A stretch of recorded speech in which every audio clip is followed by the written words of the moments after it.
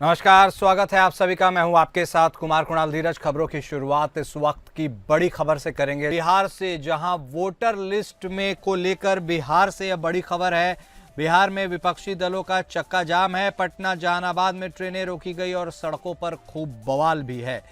विपक्ष ने चुनाव आयोग के मतदाता पुनरीक्षण कार्यक्रम के विरोध में बिहार बंद की घोषणा की है। विपक्षी पार्टियों को इमारत-ए-शरिया और सांसद पप्पू यादव ने भी अपना समर्थन दिया है। चक्काजाम का असर पूरे बिहार में देखा जा रहा है। जहानाबाद में महागठबंधन के नेताओं ने पटना गया सड़क मार्ग को जहानाबाद शहर में जाम कर दिया। कई जगहों पर बवाल काटा गया। महागठबंधन के कार्यकर्ताओं ने पटना गया रेलखंड के जहानाबाद कोर्ट रेलवे स्टेशन पर पैसेंजर ट्रेन को रोककर कुछ देर के लिए इसे बाधित किया।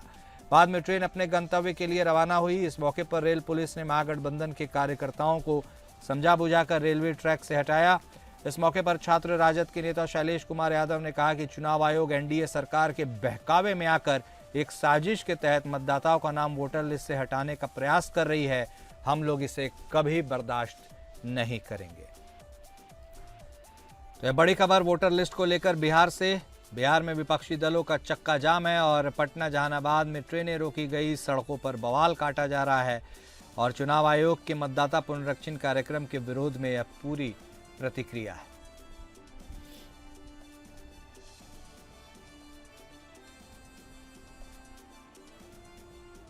तो बड़ी खबर आपको बता रहे हैं, जहां जहानाबाद शहर में कई जगहों पर जाम किया गया है। राष्ट्रीय जनता दल के तरफ से कार्यकर्ताओं ने और तमाम महागठबंधन के बैनर तले जो पार्टी हैं उनके लोगों ने इस बंद को बुलाया है और इसे सांसद पप्पू यादव ने भी अपना समर्थन दिया है। इमारत-ए-शरिया ने भी अपना समर्थन दिया है। ट्रेनें भी रोकी गई हैं और रास्तों को भी जाम किया गया है। साफ तौर पर विपक्षी दलों के नेताओं का कहना है कि इस साजिश को कामयाब बिहार में होने नहीं दिया जाएगा।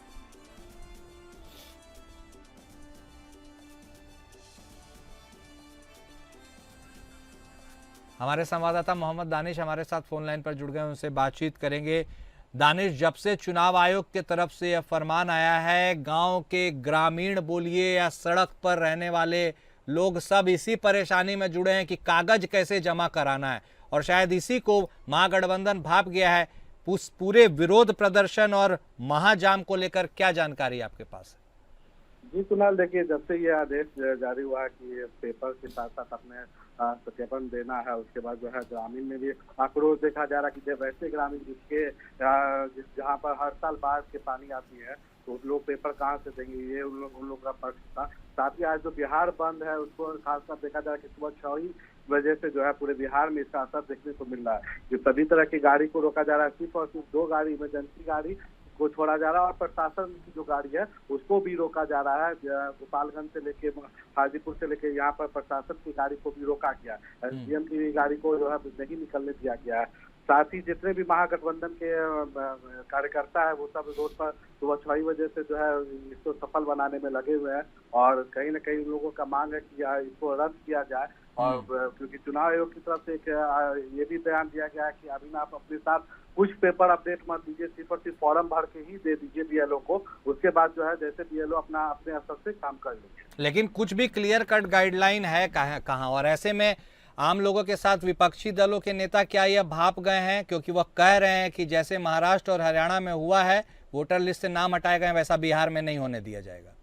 जी जी, एकदम। ये जो विपक्ष के जितने भी नेता है वो एकजुट होकर इस पर सवाल खड़े कर रहे हैं। साथ ही साथ उनका यही कहना है कि जो समय दिया गया, जो 25-26 तारीख के बाद से, क्योंकि इसमें आप ऑनलाइन या ऑफलाइन इसको नहीं कर सकते हैं, तो उनका यही कहना है कि जो 10 से 15 या 20 दिन में आप पूरे बिहार में न्यू वोटर लिस्ट के लिए कैसे आप काम कर सकते हैं। तभी बिहार की जनता का पेपर आप कैसे इसमें कम समय में आप कर सकते हैं। अगर आपको करना ही था तो लोकसभा चुनाव के बाद ही कर देना चाहिए था इसको लागू। साथ ही साथ उनका कहना है कि अगर लोकसभा चुनाव में अगर हम लोग ने वोट दिया उसको आप वैलिड मान रहे हैं तो फिर विधानसभा में बदलाव क्यों?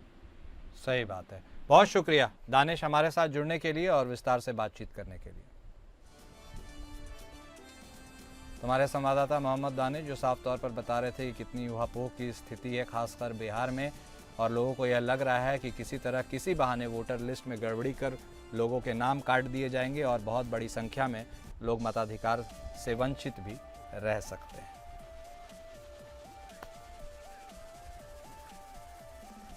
जो बलरामपुर से आ रही है। बलरामपुर में अवैध धर्मांतरण के मामले ने तूल पकड़ लिया है और हिंदू लड़कियों के धर्मांतरण के आरोपी जलालुद्दीन उर्फ झांगुर बाबा केस की एफआईआर ईडी ने अपने कब्जे में ले ली है। सैकड़ों करोड़ रुपए के बेनामी लेन देन के मामले और विदेशी सूत्रों की पड़ताल अब ईडी करेगी। इससे पहले मंगलवार को कई एकड़ में बनी जलालुद्दीन की अवैध सफेद कोठी ध्वस्त करने का काम दिन भर चला। जलालुद्दीन अपने काले कारनामों को इसी सफेद कोठी में बैठकर अंजाम देता था। इस कोठी में आदमियों की ही नहीं, विदेशी कुत्तों और घोड़ों के ऐशो आराम की सुविधाएं मुहैया थी। तो ये बड़ी खबर हम आपको बता रहे हैं बलरामपुर से, जहां हिंदू लड़कियों के धर्मांतरण का मामला है और आरोपी जलालुद्दीन उर्फ झांगुर बाबा पर एफआईआर हुआ। लेकिन इस एफआईआर को अब ईडी ने अपने कब्जे में ले लिया है और अब यह कहा जा रहा है कि विदेशी लेन देन और जो भी कनेक्शंस हैं उसके मामले की पड़ताल अब ईडी करेगी। इससे पहले कई एकड़ में बनी जलालुद्दीन की अवैध कोठी को ध्वस्त करने का काम भी किया गया। जलालुद्दीन अपने कृत्यों को इसी सफ़ेद कोठी में बैठकर अंजाम देता था और इस कोठी में तमाम ऐशो आराम के साधन उपलब्ध थे।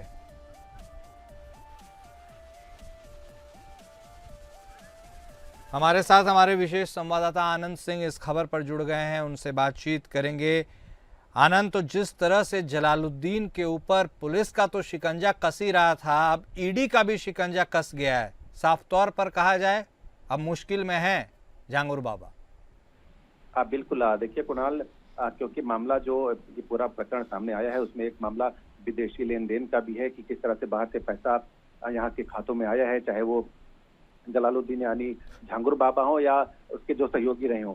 तो अब चूंकि ये विदेशी फंडिंग का मामला है तो अब ईडी इस जांच में शामिल हुई है। ईडी की जो लखनऊ यूनिट है उसने इस मामले में केस दर्ज किया है। जो झांगुर बाबा की कथित अवैध गतिविधियां हैं, विदेशी फंडिंग है, यानी एक तरह से जो मनी ट्रेल है, पैसा कहां से आया कहां तक गया, इन सब की जांच अब ईडी के द्वारा की जाएगी। और चूंकि पहले से कार्रवाई चल रही है झांगुर बाबा के खिलाफ, जो उसका आशियाना था, आलीशान आशियाना था, उसको कल बुलडोजर लगाकर उसको गिराया गया है और आज भी वो कार्रवाई चलती रहेगी, क्योंकि लगभग 6 बीघे में उसका पूरा ये आशियाना बना था, शानदार आशियाना, उसको गिराया जा रहा। मुख्यमंत्री योगी आदित्यनाथ साफ तौर पर कह चुके हैं कि इस मामले में किसी तरह की हिलावाली नहीं की जाएगी और सख्त से सख्त कार्रवाई की जाएगी और वो देखने को भी मिल रहा है। ठीक है, बहुत शुक्रिया आपका आनंद, हमारे साथ जुड़ने के लिए और जानकारी देने के लिए।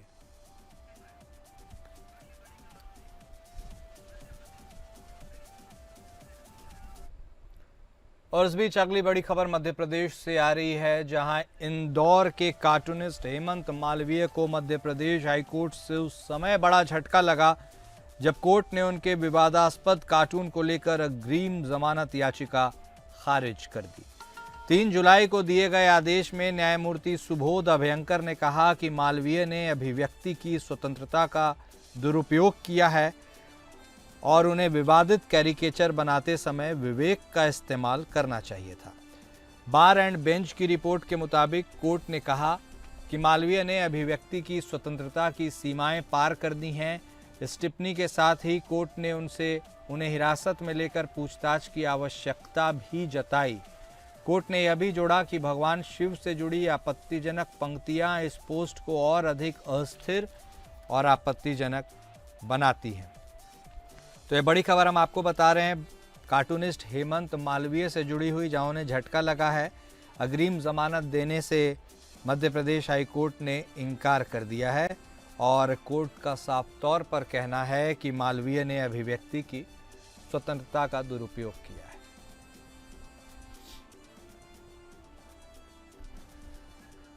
संतोष सिंह हमारे संवाददाता हमारे साथ फोन लाइन पर जुड़ गए हैं, उनसे बातचीत करेंगे। संतोष, इस पूरी खबर पर क्या कुछ जानकारी है अभी आपके पास, हमारे दर्शकों से साझा कर दीजिए। बिल्कुल कुणाल, जिस तरीके से अग्रिम जमानत हाईकोर्ट में दायर की गई थी तो कोर्ट का साफ कहना है कि जो जमानत है उसको अग्रिम जमानत को खारिज कर दिया है, क्योंकि मामला जो है न्यायालय का ये मानना है कि अभ्यर्थी की जो आजादी है उसका दुरुपयोग किया गया है और इस हिसाब से जमानत देना न्यायोचित नहीं होगा। इसलिए फिलहाल अभी तो न्यायालय ने जो जमानत है उसको खारिज कर दी गई है। तो अब आगे का क्या रास्ता होगा, खास तौर पर मालवीय का क्या अब माना जाए कि अब मुश्किलें बढ़ेंगी उनकी? बिल्कुल कुणाल, जिस तरीके से अग्रिम जमानत एक बहुत बड़ी उम्मीद थी कि हो सकता है कि जमानत मिल जाए, लेकिन जमानत न मिलने के कारण मुश्किलें बिल्कुल बढ़ सकती ठीक हैं, गिरफ्तारी भी हो सकती है। ठीक है, बहुत धन्यवाद संतोष आपका हमारे साथ जुड़ने के लिए और जानकारी देने के लिए।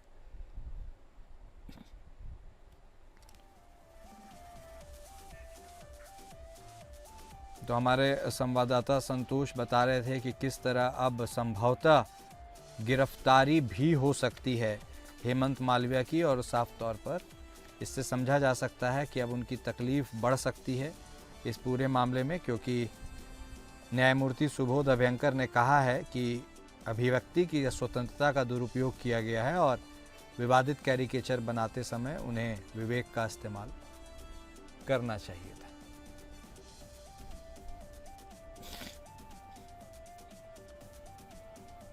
तो कार्टूनिस्ट हेमंत मालवीय से जुड़ा यह मामला, जहां आखिरकार कोर्ट ने उन्हें अग्रिम जमानत देने से इनकार कर दिया है, और तो और यह भी जताया गया है कि कोर्ट के तरफ से कि उन्हें हिरासत में भी लिया जा सकता है और पूछताछ की आवश्यकता भी महसूस की गई है, और ऐसा कोर्ट ने साफ तौर पर कहा है। और इस बीच अगली बड़ी खबर आ रही है उत्तर प्रदेश से जुड़ी हुई बिजली व्यवस्था के बारे में। हम आपको बता दें, जहां national coordination committee of electricity employees and engineers के आह्वान पर 9 जुलाई को देश भर में करीब 27 लाख बिजली कर्मचारी एक दिन की सांकेतिक हड़ताल करेंगे। राष्ट्रव्यापी हड़ताल में प्रदेश से 1 लाख से अधिक बिजली कर्मचारी, संविदा कर्मी, जूनियर इंजीनियर और अभियंता पूरे दिन कार्यस्थलों के बाहर प्रदर्शन करेंगे। तो ये बड़ी खबर आपको लखनऊ से बता रहे हैं, जहां उत्तर प्रदेश में बिजली कर्मियों की हड़ताल है और निजीकरण के विरोध में बिजली कर्मियों की यह हड़ताल है। पूरे देश से 27 लाख कर्मचारी इसमें शामिल होंगे। National coordination committee of electricity employees and engineers के आह्वान पर यह हड़ताल बुलाई गई है और 27 लाख बिजली कर्मचारी एक दिन की सांकेतिक हड़ताल पर रहेंगे। इनमें से 1 लाख से अधिक बिजली कर्मचारी, संविदा कर्मी, जूनियर इंजीनियर और अभियंता पूरे दिन कार्यस्थलों के बाहर प्रदर्शन करेंगे। इसी खबर पर और ज़्यादा जानकारी लेने के लिए रुक करेंगे अपने विशेष संवाददाता आनंद सिंह का। वो हमारे साथ जुड़ गए हैं। आनंद, एक तरफ सरकार की तमाम कोशिशें हैं किसी तरह उत्तर प्रदेश में बिजली का निजीकरण हो सके, और दूसरी तरफ देखिए जिन्हें इसे आश्वस्त करना है, जो बिजली की रखरखाव और संचालन के लिए जिम्मेदार हैं, वो अभी से इसका विरोध जता रहे हैं, हड़ताल पर जा रहे हैं। ये पूरा मामला है क्या, और आगे क्या कुछ रणनीति हो सकती है इन तमाम कर्मियों और इंजीनियर्स की? बिल्कुल, देखिए कुणाल, जो बिजली कर्मियों की हड़ताल है ये काफी लंबे समय से सांकेतिक हड़ताल के रूप में चलती भी आ रही है। सरकार ने ये फैसला किया, उत्तर प्रदेश सरकार ने, कि बिजली जो क्षेत्र है उसको निजीकरण के क्षेत्र से जोड़ा जाएगा, निजीकरण उसका किया जाएगा। उसके बाद से कहीं ना कहीं लगातार ये हड़ताल सांकेतिक रूप से चलती रही है, विरोध समय समय पर होता रहा है। अब वो थोड़ा बड़ा स्वरूप ले रहा है। हालांकि सरकार भी इसको लेकर पूरी तरह से तैयार है। मुख्यमंत्री इस बात को लेकर एक बार कह भी चुके हैं कि जब कोई बड़ा बदलाव होता है तो इस तरह की जो चीजें देखने को मिलती हैं, लेकिन जब लोगों को उसका लाभ मिलने लगता है तब चीजें समझ में आती कितना कौन सी चीज बेहतर है, कौन सी चीज ठीक नहीं थी। कुल मिलाकर देखा जाए तो बिजली कर्मियों का ये कहना है कि जो निजीकरण है उससे उनकी जो कर्मचारी हैं उनके हितों पर प्रभाव पड़ेगा। इसको देखते हुए वो हड़ताल की बात कह रहे हैं, और न सिर्फ हड़ताल की बात कह रहे हैं बल्कि जो बिजली कर्मी है उनका ये कहना है कि जो आम लोग हैं उनको भी जन जागरण के जरिए इससे जोड़ा जाएगा। तमाम जो दूसरी संस्थाएं हैं उनको भी कोशिश की जाएगी कि वो समर्थन में आए। हालांकि सरकार अपने उस पर स्टैंड पर कायम है, और ये कहा जा रहा है कि निजीकरण के को लेकर सरकार और बिजली कर्मी अब आमने सामने। चलिए, अब देखना दिलचस्प होगा कि इसका अंजाम क्या होगा। बहुत शुक्रिया आनंद हमारे साथ जुड़ने के लिए और तमाम बातचीत करने के लिए।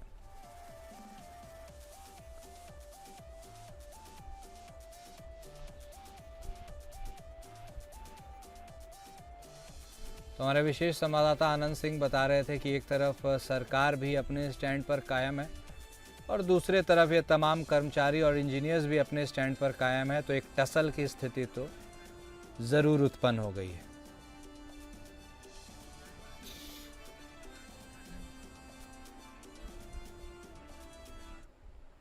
उस बीच अगली बड़ी खबर उत्तराखंड से आ रही है, जहां लगातार हो रहे बारिश के चलते उत्तराखंड के पर्वतीय इलाकों में लोगों के लिए यह परेशानी का सबब बना हुआ है। हालांकि आज बारिश से थोड़ी राहत मिलने के आसार हैं। मौसम विभाग की ओर से जारी पूर्वानुमान के अनुसार देहरादून, टिहरी, नैनीताल और बागेश्वर जिले के कुछ हिस्सों में तेज दौर की बारिश का येलो अलर्ट जारी किया गया है। तो यह बड़ी खबर उत्तराखंड से आपको बता रहे हैं, जहां संभवतः आज भी मौसम बिगड़ा रहेगा। कई जिलों में बारिश के आसार हैं और भूस्खलन के चलते अभी तक कुल 124 सड़कें जो हैं वह बंद हैं। हमारे संवाददाता योगेश सेमवाल हमारे साथ फोन लाइन पर जुड़ गए, उनसे बातचीत करेंगे। योगेश, उत्तराखंड में एक तरफ भौगोलिक दृष्टिकोण के लिहाज से बहुत टफ समय है, ऐसे में बारिश के अब भी आसार हैं, क्या लोगों की मुश्किलें बढ़ने वाली है? लेटेस्ट अपडेट साझा कर दीजिए। तो बिल्कुल, अभी तो मानसून आया ही है और फिलहाल अगर हम बात करें तो जब मानसून जब आता है तो उत्तराखंड में इस पे किसी पर दोष देना भी जो है वो आसान नहीं होता है। पर जिस तरह से अगर हम बात करें उत्तराखंड की भौगोलिकी, अगर हम उसकी परिक्षेत्र या भौगोलिक दृष्टि से देखें तो अपने आप जब हल्की भी बरसात हो जाए या फिर ज्यादा बरसात हो जाए तो लैंडस्लाइड हो जाती है, रास्ते बंद हो जाते हैं, बादल फटने की घटनाएं तो सामने आती ही आती है जब भी मानसून आता है। एक घटना उत्तरकाशी की अभी कुछ समय पहले ही सामने आई थी, जिसमें 8 से 9 लोगों की मृत्यु भी हो गई थी। तो इस तरह की घटनाएं सामने आ जाती है। अब मौसम विभाग जो है उसने एक बार फिर से अलर्ट जारी किया है, जिसमें कहा कह रखा है, जिस तरह से आपने भी बताया है कि अगर हम बात करें उत्तरकाशी, देहरादून, रुद्रप्रयाग, चमोली, टिहरी, ये कुछ ऐसे जिले हैं, बागेश्वर, चंपावत, जहां पर उन्होंने कहा है कि बरसात, अच्छी खासी बरसात होगी, यानी कि येलो अलर्ट है। और येलो अलर्ट कब रेड अलर्ट में बदल जाता है ये पता ही नहीं चलता। मौसम विभाग विज्ञान केंद्र की बात करें तो वो भी सिर्फ ये कह सकता है कि कितनी बरसात होगी या कैसी बरसात होगी, परंतु वो बिल्कुल एग्जैक्ट नहीं रहता। यानी कि अगर वो येलो अलर्ट कहे तो हो सकता है कि बरसात रेड अलर्ट की जैसे हो जाए, तो ये भी संभावनाएं रहती है। लेकिन फिलहाल आज की बात करूं तो आज स्थिति काफी सामान्य है, मौसम थोड़ा साफ है, राहत है, लेकिन दोपहर के बाद से मौसम बदलने की बात कही गई है। मौसम विभाग द्वारा कहा गया है, जो विज्ञान केंद्र है उसके द्वारा कहा गया है कि दोपहर के बाद थोड़ा मौसम बदलेगा, पहाड़ी जो क्षेत्र है वहां पर बरसात होगी। देखने वाली बात होगी कि अब क्या कुछ रहता है। तैयारियां अगर बात करें तो एसडीआरएफ, एनडीआरएफ और स्थानीय प्रशासन एनी टाइम मुख्यमंत्री के निर्देश पर हर समय जो है वो एक्टिव मोड में है। कभी भी किसी भी तरह की अगर घटना सामने आती है तो तुरंत उन्हें वहां पर भेजा जाता है। लगातार मुख्यमंत्री जो है जितने डीएम है उनसे वीडियो कॉन्फ्रेंसिंग के द्वारा बातचीत करते रहते हैं और जानते रहते हैं कि स्थिति कैसी है, आपने तैयारी कैसे कर रखी है। योगेश, सबसे ज्यादा आफत आवागमन या यातायात को लेकर होती है, ऐसे में सड़कों का हाल तो किसी से छुपा नहीं है। क्या प्रशासन के लिए यह भी एक बड़ी चुनौती है कि मौसम तो खराब होते रहेंगे लेकिन सड़कों का दुरुस्तीकरण नहीं रुकना चाहिए? बिल्कुल, ये सबसे बड़ा एक चुनौती में से एक है। कल की बात करूं मैं तो कल 103 से ज्यादा सड़कें जो है वो बंद थी। अगर हम देखें तो सड़कें बंद होंगी, बरसात होगी तो लैंडस्लाइड होता है, लैंडस्लाइड होने से सड़कें बंद हो जाती है। लेकिन एक चीज जरूर है जो पिछले कुछ सालों में नजर आई है कि अब बहुत एक्टिव मोड में बहुत तेजी से जो है वो सड़कों को खोल दिया जाता है। इस समय अगर कहें तो 4 धाम यात्रा चल रही है, लेकिन 4 धाम यात्रा लगभग जो है वो आधी से कम हो जाती है जैसे ही मानसून आता है। सिर्फ अगर देखा जाए तो हेमकुंड साहिब जो है वहाँ जो श्रद्धालु बड़ी संख्या में जाते रहते हैं। बाकी 4 धाम यात्रा की बात करें तो वो बिल्कुल आधी हो जाती है, वही नजर भी आ रहा है। सड़कें एकदम खाली है, टूरिस्ट इतना नहीं है और आम लोग भी जो आम लोग हैं वो लोग जरूर आवाजाही कर रहे हैं। ठीक है योगेश, बहुत धन्यवाद आपका हमारे साथ जुड़ने के लिए और विस्तार से जानकारी देने के लिए। और फिलहाल इस बुलेटिन में भी के लिए बस इतना ही। नमस्कार।